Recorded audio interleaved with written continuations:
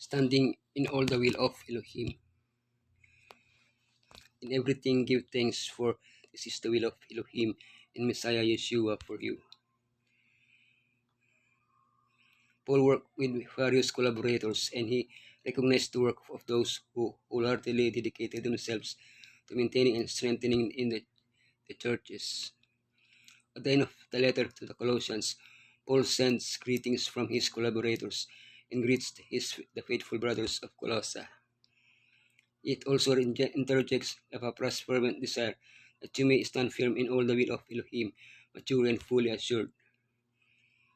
The emissaries, Tychicus and Onesimus, those of the circumcision, Aristarchus, Mark, and Jesus. The instructor, Epaphras, the beloved and the worldly, Luke and Demas, church leaders, Nympha and Archippus. The missaries, Tychicus will tell you all the news about me. He is a dear brother, a faithful minister and fellow servant in the Lord. He is coming with Onesimus, our faithful and dear brother, who is one of you. He will tell you everything that is happening here. In addition to the evangelizing in the most important cities of the empire, Paul wrote letters to maintain contact with the churches or to encourage those he did not know personally. These letters were sent through beloved and faithful brothers. Tychicus. On Paul's third missionary journey, he accompanied him to deliver an offering to Jerusalem. He assisted Paul in Rome and delivered the letters to the Ephesians and Colossians. When Paul was released, he could have replaced Titus in Crete. During Paul's final imprisonment, he was sent as pastor to the church in Ephesus. Onesimus, a slave who ran away from his master, Philemon, he was converted during Paul's first imprisonment in Rome. Paul sent him back to his master with a heartfelt letter, urging Philemon to treat him with Christian affection. Together with Tychicus, he delivered the epistle to the Colossians. Those of the circumcision, these are my only fellow workers for the kingdom of Elohim, who are of the circumcision. They have proved to be a comfort to me.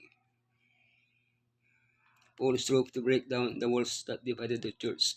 He surrounded himself with collaborators from all over and from diverse backgrounds. Jews and Gentiles, Asians and Europeans worked together in harmony. His vision was to achieve a united church that worked towards a common goal, the preaching of the gospel. Aristarchus, he was a native of Thessalonica. He had trouble during the riot in Ephesus. He accompanied Paul to deliver the offering in Jerusalem. He was imprisoned with Paul in Rome and sent greetings to the Colossians and Philemon. Mark, the nephew of Paul's first companion, Barnabas, deserted the mission in Pamphylia, and Paul refused to take him on a second journey. He accompanied his uncle and became a useful evangelist for Paul. Peter treated him like a son. He was the author of the Gospel of Mark. Jesus. All we know about him is that he was Jewish, that he was known by the nickname Justus. The instructor. Epaphras, who is one of you, a bondservant of Messiah, greets you always, laboring fervently for you in prayers that you may stand firm, perfect, and complete in all the will of Elohim. Epaphras.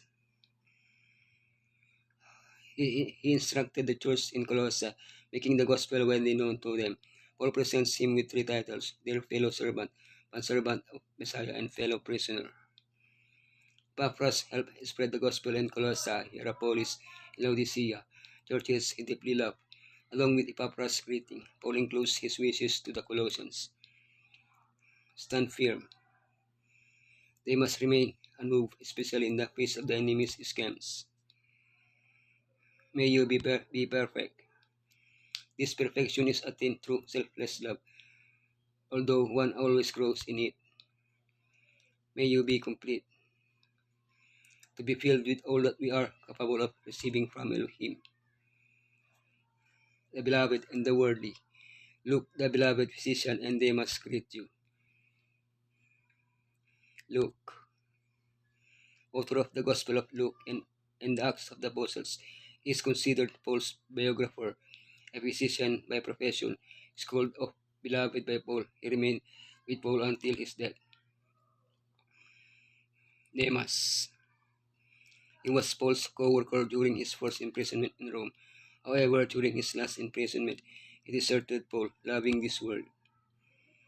If he were only mentioned in Colossians 4:14, Demas would have remained as a faithful collaborator of Paul. The contrast between Luke and Demas became clear over time. Luke was loved for his work, while Demas loved the world and abandoned Paul.